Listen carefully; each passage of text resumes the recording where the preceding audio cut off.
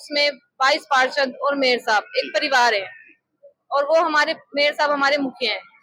जैसे एक परिवार में अगर हम मुखिया की नहीं सुनेंगे, अपनी मनमानी करेंगे, तो वो परिवार टूट जाता है। नमस्कार, मेरा गांव मेरी पहचान कार्यक्रम के तहत गांव व शहरों का दौरा कर रहे हैं। इसी कड़ी में आज हम पहुंचे रोहतक वार्ड 8 में। जो शख्सियत हमारे सामने है वो किसी परिचय की मोहताज नहीं है। मैम, अभी कुछ दिन पहले मीटिंग हुई और मेयर साहब का विरोध हुआ था, तो उस बारे में क्या कुछ कहना? मेरी नजरों में तो ये बिल्कुल गलत हुआ है।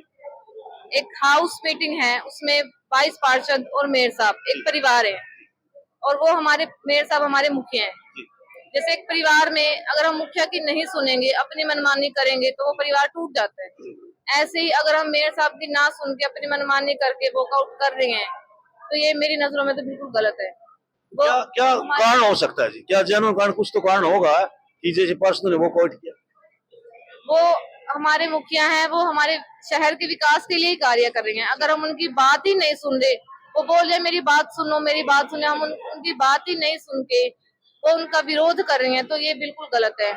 देखिए जी, वहाँ पे इंडिपेंडेंट भी वहीं बैठे हैं, कांग्रेस पार्टी के भी वहीं बैठे हैं, लेकिन बीजेपी के जो पार्षद हैं वही कुछ वहाँ बैठे थे और कुछ वॉकआउट कर गए। तो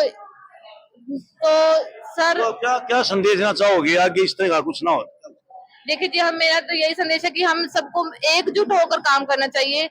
हमें मेयर साहब की बात सुननी चाहिए।